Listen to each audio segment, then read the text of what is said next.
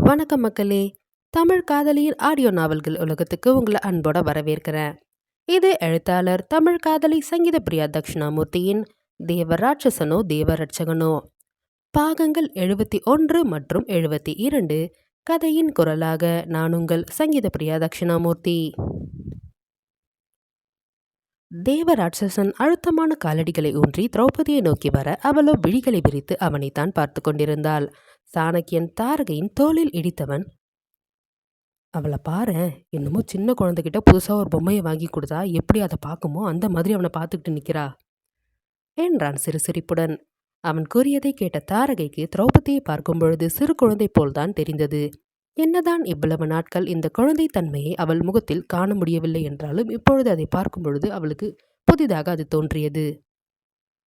திரௌபதியை நெருங்கி நின்று அவள் முகத்தை நேருக்கு நேராய் நோக்கிய தேவராட்சசன், என்ன பிளான் பண்ணி இங்கிருந்து போற என்றான் அழுத்தமான குரலில். அவன் கூறியதை கேட்டு சாணக்கியன் தாரகை இருவருக்கும் ஒன்றுமே புரியவில்லை. ஆனால் திரௌபதியை ஒரு நொடி அதிர்ந்து உடனே அவன் கேள்வியை தாங்க முடியாமல் தலையை தொங்க போட்டு கொண்டாள். சொல்லு, என்ன பிளான் பண்ணி இங்கிருந்து போற? இங்கிருந்து போன உடனே சூசைட் பண்ணிக்கிட்டு செத்துடலான்னு பிளான் பண்ணி இங்கிருந்து கிளம்புறியா என்று அழுத்தமான குரலில் மீண்டும் அவன் கேட்க இப்பொழுது அவன் குரலில் கோபமும் கலந்து இருந்தது. அவன் கூறியதை கேட்டு நெஞ்சம் தூக்கி வாரி போட்டது சாணக்கியன் மற்றும் தாரகைக்கு.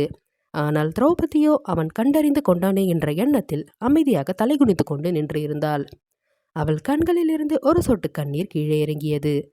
ஆம், உண்மை அதுதான். திரௌபதி இங்கிருந்து வேகமாய் கிளம்ப வேண்டும் என்று சாணக்கியனிடம் கூறியதற்கான காரணம், இங்கு இருக்கும் வரை நிச்சயம் தன் உயிரை மாய்த்து கொள்ள இயலாது. தேவேந்திரன் போன்ற ஒரு கொடூரனுக்கு மகளாய் பிறந்து தான் இனி இந்த உலகத்தில் ஒரு நொடி கூட வாழக்கூடாது என்று எண்ணிதான் இங்கிருந்து கிளம்பி சென்றவுடன் தன் வீட்டில் தற்கொலை செய்து கொள்ள வேண்டும் என்ற எண்ணத்தில் இருந்தாள் மங்கை. தேவராட்சசன் நிச்சயம் தனக்கு தண்டனை வழங்க மாட்டான். அப்படி இருக்கும் பொழுது தனக்குத்தானே தண்டனை அளித்துக் கொள்ள வேண்டும் என்ற எண்ணம் தான் அவள் மனதில் ஆழமாய் போயிருந்தது. என்ன சொல்ற தேவராட்சசா? அவன் சூசைட் பண்ணிக்க போறா? திரௌபதி ஒன்றும் அவ்வளோ முட்டாள் இல்லை. அவ இப்படியெல்லாம் பைத்தியக்காரத்தனமா எதையும் யோசிக்க மாட்டா என்று சாணக்கியன் கூற, அப்படியா என்று அவனை பார்த்து ஆச்சரியமாக கேட்பது போல் ஒற்றை புருவம் உயர்த்தி கேட்டான் தேவராட்சசன். அவன் கேட்ட அந்த தோரணையில் ஏதோ உள்ளர்த்தம் இருப்பது போல் தோன்றியது சாணக்கியனுக்கு.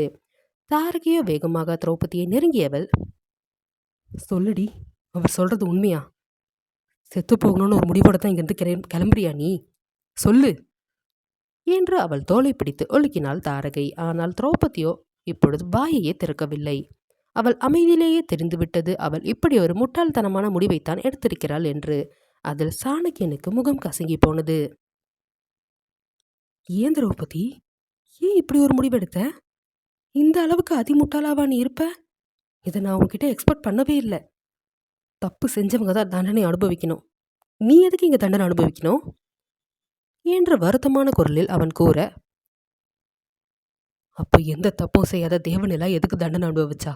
அவ எதுக்கு சாகணும் என்றால் அந்த காற்றையே கிழித்துக்கொண்டு ஆக்ரோஷமான குரலில் திரௌபதி. அவள் கூறியதை கேட்டு தாரகியும் சாணக்கியனும் அவளை அதிர்ந்து பார்த்தனர். என்றால் தேவராட்சசன் அவளைத்தான் முகத்தில் எவ்வித உணர்வையும் காட்டிக்கொள்ளாமல் பார்த்து கொண்டிருந்தான். சொல்லு சாணக்கியா, என் அப்பன் குடும்பத்தை பொறுத்த வரைக்கும் தப்பு பண்ணது ஏரனோட அம்மாவும் அப்பாவும் தான். காதலிக்கிறது மகா பாவம்னு அவங்க நினச்சிருக்காங்க. அவங்க நினச்சது சரின்னு சொன்னா, ஆனால் இதில் எந்த தப்பும் பண்ணாத தேவநிலாவோட உயிர் எதுக்கு போகணும்? அவங்க 2 பேருக்கும் பொண்ணாக பிறந்தது தான் அவள் பண்ண தப்பா? இல்லை, பெத்த அம்மா அப்பாவையும் கூட பிறந்த தங்கச்சியை எழுந்துட்டு நிற்கிறாரே, இவர் அவங்களுக்கு பையனாக பிறந்தது தான் தப்பா? என்னோட குடும்பத்தை சேர்ந்தவங்க யோசிச்சதுபடி பார்த்தா இவங்க அம்மாவும் அப்பாவும் 2 பேரும் காதலிச்சது தப்பு, இவங்க தங்கச்சி அவங்களுக்கு பிறந்ததே தப்புன்னு தான் நினச்சிருக்காங்க. அதனால தான் அவங்க 2 பேரும் காதலிச்சு கல்யாணம் பண்ணிக்கிறதுக்காக தேவநிலாவையும் கொண்டு இருக்காங்க. இவரையும் யாரோட துணையும் இல்லாமல் அனாதையாக நிற்க வச்சுருக்காங்க. அப்படி பார்த்தா இவங்களோட குடும்பத்தை அநியாயமாக கொண்டது என்ன பெற்றவர். அப்போ அவரோட பொண்ணு நானும் தானே தண்டனை அனுபவிக்கணும் என்று அவள் அழுகையும் ஆற்றாமையுமாய் கேட்க, ஏய் என்று கர்ஜித்தான் தேவராட்சசன் அந்த இடமே அதிரும் வகையில். அவனும் எவ்வளவு நேரம்தான் அமைதியாக இருப்பான்? பைத்தியம் போல் பேசிக் கொண்டிருப்பவளை கன்னத்தில் 4 அறை அறைய வேண்டும் என்று கை பரபரத்தது அவனுக்கு. லூசு மாதிரி பேசாத. தப்பு பண்ணது உன்னோட அப்பன். அவனுக்கு தண்டனையை நான் கொடுத்துட்டேன். உனக்கு எதுக்கு நான் தண்டனை கொடுக்கணும் என்று அவன் ஆக்ரோஷமாக கேட்க, நீங்க இவளுக்கும் சேர்த்து தான் தண்டனை கொடுத்தீங்க. அவள் அப்பாவை பழி வாங்கணுங்கிறதுக்காக இவளை கொண்டு வந்து இங்கே அடைச்சி வச்சு சித்திரவதை பண்ணீங்க.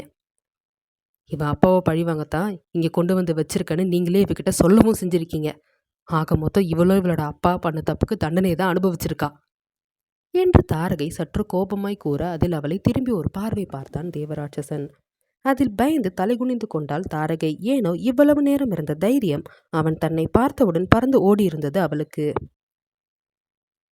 இவளுக்கு வலிச்சா இவ அப்பனுக்கு வலிக்கும்ல, அதனால தான் அவனுக்கு வலியை கொடுத்தேன், அதுவும் இவ மூலியமா என்று அவன் ஆக்ரோஷமாக கூற தாரகையோ, இப்போ கூட நீங்கள் பண்ணது தப்புன்னு நீங்கள் ஒத்துக்க மாட்டேங்கிறீங்க சார். இதுதான் உங்கள் மேலே இருக்கிற தப்பு. அவள் அப்பாவுக்கு வலியை கொடுக்குறோம், அதுக்காக நீங்கள் இவ்வளோ அழ வச்சுக்க இவ்வளோ கஷ்டப்படுத்தினீங்க. நீங்கள் உண்மையாக அவளை காதலிச்சிருந்தா இவ்வளோ கஷ்டப்படுத்தியிருக்கவும் மாட்டீங்க, இவ்வளோ வலியை அவளுக்கு கொடுத்துருக்கவும் மாட்டீங்க. எல்லாத்தையும் பண்ணிட்டு வந்துட்டு இப்போ அவளை காதலிக்கிறேன்னு சொன்னால் என்ன சார் அர்த்தம் என்று அவளின் கேள்விகள் முகம் இறுகியது தேவராட்சசனுக்கு. ஏய், வாய மூடு. அவனை கேள்வி கேட்கறதுக்கு உனக்கு எந்த தகுதியும் கிடையாது. உனக்குன்னு ஒரு லிமிட் இருக்கு, அதுலேயே இருந்துக்கோ என்று சாணக்கியன் ஆக்ரோஷமாக கூற அதில் முகம் கசங்கி போனது தாரகைக்கு. திரௌபதியோ இவ்வளவு நடந்தும் எதுவும் பேசாமல் அமைதியாகத்தான் நின்று இருந்தாள். சாணக்கியன் அவசரத்தில் வார்த்தைகளை விட்டுவிட்டான். அதனால் பெண்ணவளின் மனம் எவ்வளவு வேதனைப்பட்டு இருக்கும் என்று யோசிக்கவில்லை அவன். தேவராட்சசன் இப்பொழுது ஒரு பெருமூச்சை ஒன்றை வெளியிட்டு தாரகையை பார்த்தவன், நீ சொன்னதெல்லாம் சரியாகவே இருக்கட்டும், அதை பற்றி நான் இப்போ யோசிக்கிற நிலமையில இல்லை. எனக்கு உன் ஃப்ரெண்டு கிட்ட தான் இப்போ பேச வேண்டிய முக்கியமான விஷயம் இருக்குது. நீ எங்களுக்கு நடுவில் வராத என்று அவளுக்கு எச்சரிக்கையாக கூறியவன் திரௌபதியின் புறம் திரும்பி, ஸோ மேடம், நான் சொன்ன பிளானாக தான் இருந்திருக்கீங்க. பிளான் போடையெல்லாம் நல்லா தான் உனக்கு மூளை வேலை செய்யுது, ஆனால் அதை எக்ஸிக்யூட் பண்ணுறதுக்கு தான் உனக்கு மூளை இல்லை என்று எல்லலான குரலில் அவன் கூற அதை கேட்டு அவனை ஆக்ரோஷமாக முறைத்தவள், இது என்னோட உயிர், இதை அழிச்சிக்கிறதுக்கு எனக்கு எல்லா உரிமையும் இருக்குது. உங்ககிட்ட பர்மிஷன் கேட்டுட்டு தான் நான் சூசைட் பண்ணிக்கணும்னு எனக்கு எந்த அவசியமும் இல்லை என்று அவள் ஆக்ரோஷமாக கீற, என்கிட்ட பர்மிஷன் கேட்டுதான் ஆகணும் மிஸ்ஸஸ் ஏரட் தேவராட்சசன் என்றான் அழுத்தமான குரலில். அவன் கூறியதை கேட்டு கண்கள் இரண்டும் அதிர்ச்சியில் விரிந்தது அவளுக்கு. அவள் அதிர்ச்சியை உள்வாங்கியவன், என்ன மேடம், அதிர்ச்சியை தாங்க முடியலையா? உண்மை அதுதான், நீ மிஸ்ஸஸ் ஏரன் தேவராட்சசனா மாறி ரொம்ப நாள் ஆகுது என்று அவன் அவளை ஆழ்ந்து பார்த்தவாறு கூற அதை கேட்டு அதிர்ச்சியில் மயக்கமே வருவது போல் ஆகியது அவளுக்கு. அவள் மயங்கி விடுவாள் என்பதை உணர்ந்தவன், மயக்கம் போட்டு விழுந்த அடிச்சே சாவச்சிட்டுவேன் உன்னை, ஒழுங்கா நில்லுடி என்றான் ஆக்ரோஷமாக. அதில் தலையை உலுக்கி கொண்டு தன்னை சமன்படுத்தி கொண்டவள், என்ன என்ன சொல்ற நீ என்றால் அதிர்ச்சியில் வார்த்தைகள் வராமல் திக்கி திணறிய குரலில். அதில் அவளை நெருங்கி அவள் முழங்கையை பிடித்து அவளை தன்னோடு இழுத்து நெருக்கமாய் நிற்க வைத்தவன், எஸ் பேபி டார்லிங், நீங்கள் இப்போது இந்த ஏரன் தேவராட்சசனோட பொண்டாட்டி. எனக்கு சண்டைப்படி பொண்டாட்டியாக நீ மாறி ரொம்ப நாள் ஆகுது. நான் சொன்னது கேட்டுச்சா? அதாவது நீ எனக்கு இப்போ சட்டப்படி பொண்டாட்டி. உன்னோட பிஏ விபினேஷ் கொடுக்குற பேப்பரில் சில நேரத்தில் கண்மூடித்தனமாக எதையும் செக் பண்ணாமல் சைன் போடுவியே, அப்போவே அந்த பேப்பர்ஸோடு சேர்த்து நம்ம 2 பேருக்கான ரிஜிஸ்ட்ரேஷன் மேரேஜ் பண்ணுறதுக்கான பேப்பர்ஸையும் நான் சைன் வாங்கிட்டேன். நீ அதை கவனிக்காமல் கையெழுத்து போட்டதுக்கு நான் எதுவும் பண்ண முடியாது. நம்ம 2 பேருக்கும் ரிஜிஸ்டர் மேரேஜ் ஆகி ரொம்ப நாள் ஆகுது. இனிமே உன்னோட இந்த புருஷன்கிட்ட கேட்காம உன்னால் எந்த முடிவும் எடுக்க முடியாது. அது நீ சூசைட் பண்ணிக்கிட்டு இருந்தால் கூட சரி. இனிமேல் தேவையில்லாமல் இந்த மாதிரி முட்டாள்தனமாக ஏதாவது யோசிக்கிறத விட்டுட்டு ஒழுங்காக போய் பிஸ்னஸை கவனிக்கிற வழியை பாரு. இப்போ நான் உன்னை இங்கேருந்து அனுப்புறதே உனக்கான டைம் கொடுக்கணுங்கிறதுக்காக தான். தேவையில்லாமல் ஏதாவது கிறுக்குத்தனம் பண்ணணும்னு நீ நினச்ச, நீ எதுவுமே பண்ண வேண்டாம். உனக்கு சிரமமே கொடுக்காம நானே உன்னை தூக்கி தூக்கில் மாட்டிட்டு போயிட்டே இருப்பேன். புரியுதா? நீ வாடுறதா இருந்தாலும் சரி, நான் தான் அதை முடிவு பண்ணணும். நீ சாகிறதா இருந்தாலும் அதையும் நான் தான் முடிவு பண்ணணும் என்று அவன் கூற அவன் கூறியதை கேட்டு அதிர்ச்சியில் அவனை நிலைக்குத்திய பார்வையுடன் பார்த்தவாறு நின்று இருந்தாள் திரௌபதி. அதற்கு மேல் அவன் கூறியதை கேட்டு மோசமான நிலையாக இருந்தது தாரகை மற்றும் சாணக்கியனின் நிலை. அடுத்து என்ன நிகழப்போகிறது என்பதை அடுத்த அத்தியாயத்தில் காணலாம். தேவ ராட்சசனோ தேவ ரட்சகனோ பாகம் 72. தேவராட்சசன் திரௌபதியை சட்டப்படியாக தன் மனைவியாக்கி வெகு நாட்கள் ஆகிறது என்று கூறியதை கேட்டு சாணக்கியன் தாரகை இருவரும் அதிர்ந்து நின்றனர். திரௌபதியோ அதற்கு நேர்மாறாக அவனையே பார்த்து கொண்டிருந்தாள். தனக்கு திருமணம் ஆகிவிட்டதா, அதுவும் தனக்கே தெரியாமல் ஆகிவிட்டதா என்று நினைக்கும் பொழுதே உதட்டின் ஓரம் அவளுக்கு ஒரு விரக்தி புன்னகை வெளிவந்தது. உலகில் எந்த ஒரு பெண்ணிற்கும் இப்படி ஒரு நிலை வரக்கூடாது. தான் திருமணமானவள் என்பதையே தெரியாமல் வாழ்வது எவ்வளவு கொடுமையான விடயம் என்று நினைக்கும் பொழுதே அவளுக்கு கண்களின் ஓரம் கண்ணீர் துளிர்த்தது. ஆனால் அதை வெளிவராமல் தடுத்தவள் அமைதியாக ஹெலிகாப்டரை நோக்கி நடக்கத் தொடங்கினாள். தேவராட்சசன் இன்னும் தன் பார்வையை மாற்றாமல் அவளைத்தான் தன் கூரிய விழிகளால் அழுத்தமாய் பார்த்து கொண்டிருந்தான். முதலில் அதிர்ச்சியிலிருந்து வெளிவந்த சாணக்கியன் வேகமாக தேவராட்சசனை நெருங்கியவன், என்ன சொன்ன நீ இப்போ? உனக்கு கல்யாணம் ஆயிடுச்சா? அதுவும் திரௌபதி கூடயா? என்று அதிர்ச்சியாக அவன் கேட்க அதற்கு எந்த பதிலும் கூறவில்லை. தேவராட்சசன் அமைதியாக நின்றிருந்தான். உன்கிட்ட தான் கேட்குறான், பதில் சொல்லு. உனக்கு கல்யாணம் ஆயிடுச்சா? எப்போ ஆச்சு? ஏன் என்கிட்ட கூட இதை நீ சொல்லலை? நீ பொய் தானே சொல்கிற? என்று அவன் மீண்டும் மீண்டும் கேட்க அதில் ஒரு பெருமூச்சை ஒன்றை வெளியிட்டு அவனை பார்த்த தேவராட்சசன், நான் சொன்னது எல்லாமே உண்மை சாணக்கியா. எனக்கும் அவளுக்கும் கல்யாணம் ஆகி ரொம்ப நாள் ஆகுது. நான் எப்போ அவள் கூட பார்ட்னர்ஷிப் வச்சுக்கிறோன்னா அடுத்த நாளே விக்னேஷ் கிட்ட அவகிட்ட ப்ராஜெக்ட் சம்மந்தமாக சைன் வாங்குவதற்காக வச்சுருந்த பேப்பரில் எங்கள் 2 பேருக்கான மேரேஜ் ரிஜிஸ்ட்ரேஷன் பேப்பரையும் வச்சுருந்தேன். அது விக்னேஷ்க்கும் தெரியாது. அவன் எல்லாத்துலேயும் சைன் வாங்கும்போது அதுலேயும் சைன் வாங்கிட்டான். என்னமோ தெரியல, அவகிட்ட சீக்கிரமே உண்மையாக சொல்ல வேண்டிய நேரம் வரப்போகுதுன்னு எனக்கு அப்போவே தோணுச்சு. ஆனால் நான் உண்மையை சொன்ன பிறகு கண்டிப்பாக அவள் விலகி போகணுன்னு தான் நினைப்பான்னு நினச்சேன். அதே மாதிரி தான் இப்போவும் நடக்குது. ஆனால் அவளை விட்டு கொடுக்க எனக்கு மனசு கிடையாது. அவள் வேணால் தியாகியாக இருக்கலாம். அவங்க அப்பம் பண்ண தப்புக்கு அவளே அவள் உயிரை அழிச்சிக்கணும்னு தியாகி மாதிரி பேசலாம். ஆனால் என்னால் என் காதலை யாருக்காகவும் விட்டு கொடுக்க முடியாது. நான் அவள் கூட சேர்ந்து வாழணும்னு எடுத்த முடிவு என் மனசுக்குள்ளே ஆணி அடித்த மாதிரி இப்போவும் இருக்குது. எக்காரணத்தை கொண்டு என்னோட முடிவுலேருந்து நான் விலக மாட்டேன்.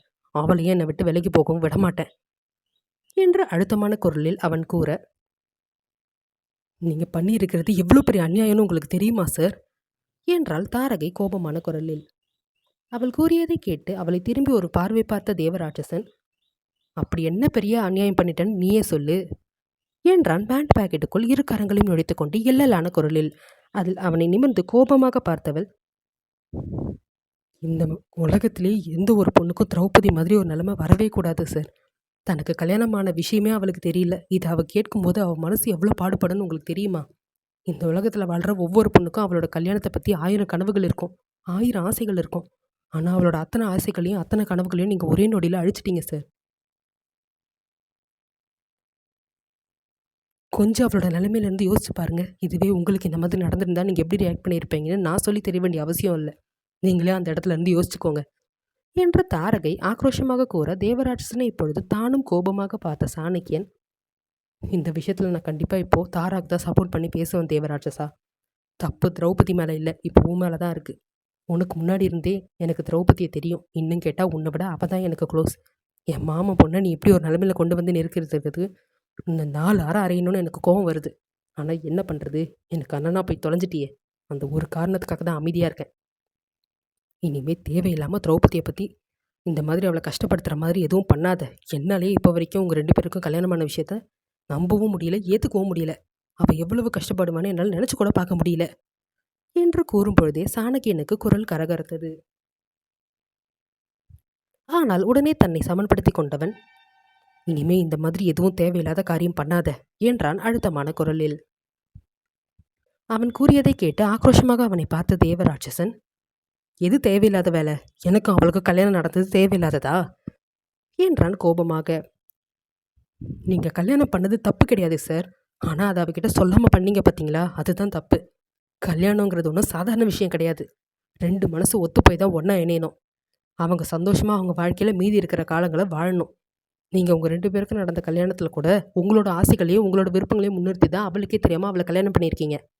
விடுங்க, நாங்கள் என்ன சொன்னாலும் நீங்கள் அதை புரிஞ்சுக்க போகிறதும் கிடையாது. உங்கள் மேலே இருக்கிற தப்பை ஒத்துக்க போகிறதும் கிடையாது. நீங்கள் இப்படி வளர்ந்தது உங்கள் தப்பு இல்லை சார். உங்களோட சூழ்நிலை உங்களை அப்படி மாற்றிருக்கு. ஆனால் ஒன்று சொல்கிறேன், இனிமேல் திரௌபதி வாழ்க்கையில் உங்களால் ஏதாவது ஒரு பிரச்சனை வந்ததுன்னு எனக்கு தெரிஞ்சது, உங்களை பார்த்து பயந்து ஒதுங்கி நிற்க மாட்டேன். நிச்சயம் அந்த தாரகை உங்களை எதிர்த்து நிற்பா. அதை ஞாபகத்தில் வச்சுக்கோங்க என்று அவ்வளவு நேரம் இருந்த பயமெல்லாம் மறைந்து கோபமாக கூறியவள் அவர்கள் இருவரையும் திரும்பி கூட பார்க்காமல் திரௌபதியை நோக்கி நடக்கத் தொடங்கினாள். சாணக்கியன் தேவராட்சசனை ஒரு பார்வை பார்த்துவிட்டு அவன் தோளில் தட்டியவன், அவளுக்கான டைமை கொடுத்துருக்கன்னு நீ தானே சொன்ன, அது வரைக்கும் அவளை டிஸ்டர்ப் பண்ணாத என்று கூறிவிட்டு அவனும் அங்கிருந்து நகர்ந்தான். சாணக்கியா, ஒரு நிமிஷம் நில்லு என்று அடுத்த நொடி கேட்ட தேவராட்சசனின் உருமல் குரலில் அப்படியே நின்ற சாணக்கியன் திரும்பி தன் அண்ணனை பார்க்க அவன் புறம் திரும்பாது பேசத் துவங்கினான் தேவராட்சசன். அவள் இப்போ இருக்கிற நிலைமையில் அவளை யாரும் தனியாக விடாதீங்க. அவள் கூடவே இருங்க. அந்த பைத்தியக்காரி நான் இவ்வளோ சொல்லியும் சாகணும்னு தான் நினைப்பா. அவளுக்கு எதுவும் ஆகாது, நாகவும் விடமாட்டேங்கிறது வேற விஷயம். இருந்தாலும் நீங்கள் எல்லாரும் அவள் கூட இருக்கிறது நல்லது. நீயும் கொஞ்ச நாள் அங்கேயே அவள் கூட இரு. அது மட்டும் இல்லை, நீ அங்கே போன உடனே உனக்கு சிறப்பான ஒரு சர்ப்ரைஸ் காத்திருக்கு என்று இறுதியாக முடிக்கும் பொழுது எல்லல் குரலில் கூறிவிட்டு அவன் பாட்டிற்கு அங்கிருந்து நகரத் துவங்கிவிட்டான் கோட்டையை நோக்கி. ஆனால் அவன் கூறியதை கேட்டு ஒரு பெருமூச்சை ஒன்றை வெளியிட்ட சாணக்கியனுக்கு இறுதியாக அவன் கூறியது மனதிற்கு ஒருவித நெருடலைத்தான் கொடுத்தது. சாணக்கியன், தாரகை, திரௌபதி மூவரும் அடுத்த நாள் காலை தமிழகத்தில் காலடி எடுத்து வைத்து விட்டனர். திரௌபதியின் அரண்மனையின் முன்பே ஹெலிகாப்டர் இறங்க ஆளுக்கு முன்பாக அதிலிருந்து இறங்கிய திரௌபதி அழுத்தமான காலடிகளை ஊன்றி வீட்டை நோக்கி நடை போடத் தொடங்கினாள். ஆனால் முன்பிருந்த கம்பீரம் அவள் நடையில் இல்லை. ஓரளவிற்கு மேல் நடையும் தளர்ந்து போனது அவளுக்கு. தளர்ந்த நடையுடன் சோர்வை மொத்தமாக தன்னில் தேக்கி வைத்து கண்களில் இருந்து கண்ணீர் வடிவதை கூட உணராமல் அவள் பாட்டிற்கு நடந்து கொண்டிருக்க அவளின் நிலை கண்ட தாரகியோ என்ன செய்வது என்று தெரியாமல் திணறி போனாள். சாணக்கியன் அவள் அருகே வந்தவன், உன் அப்பாவுக்கு போன் பண்ணி விஷயத்த சொல்லிடு என்றான் அழுத்தமான குரலில். அவன் கூறியதை கேட்டு அவனை திரும்பி பார்த்தவள் எதுவும் பேசவில்லை. சரி என்று தலையசைத்துவிட்டு அங்கிருந்து அவள் நகர, தேவராட்சசனோட லைஃப்ல என்ன நடந்துருங்கிறது திரௌபதிக்கு தெரிஞ்சதை உங்க அப்பா கிட்ட சொல்லாத. அதுக்கான நேரம் வரும்போது சொல்லிக்கலாம். இப்போதைக்கு தேவராட்சசனுக்கும் திரௌபதிக்கும் கல்யாணம் பண்ண விஷயத்த மட்டும் சொல்லு என்றான் அவளிடம். ஏன், எதுக்காக மறைக்கணும்னு சொல்றீங்க என்று இவள் ஆக்ரோஷமாக கேட்க அவளின் கோபத்தை கண்டு புருவம் சுருக்கி அவளை பார்த்தான் சாணக்கியன். நீ எதுக்கு இப்போ இவ்வளோ கோவப்படுற என்று அவன் அழுத்தமான குரலில் கேட்க, நீங்க என்ன சொன்னாலும் நான் அதை கேட்டு செய்யணுமா? பொம்பளைங்களை எல்லாரையும் நீங்க சொல்றதை கேட்டு கேள்வி கேட்காம உடனே அடிமைன்னு செய்யணுமா? உங்களுக்கு நாங்கள் என்ன அடிமைங்களா? என்னமோ உங்க இஷ்டத்துக்கு ஆர்டர் போடுறீங்க என்கிட்ட. நான் என்ன நினைக்கிறேனோ அதை தான் என்னால் செய்ய முடியும். நீங்க சொல்றதுக்கெல்லாம் என்னால் ஆட முடியாது என்று அவள் கோபமாக கூற அதில் கைகளை மார்புக்கு குறுக்கே கட்டி கொண்டு அவளை பார்த்தவன், அங்க நான் உன்கிட்ட முகத்தில் அடிச்ச மாதிரி பேசினதுக்கு இப்ப என்ன பழிவாங்கிறியா நீ என்றான் சாணக்கியன் அழுத்தமான குரலில். அவன் கூறியதை கேட்டு இதழ் வலித்து அவனை ஏளனமாய் ஒரு பார்வை பார்த்தாள் தாரகை. அடுத்து என்ன நிகழப் போகிறது என்பதை அடுத்த அத்தியாயத்தில் காணலாம்.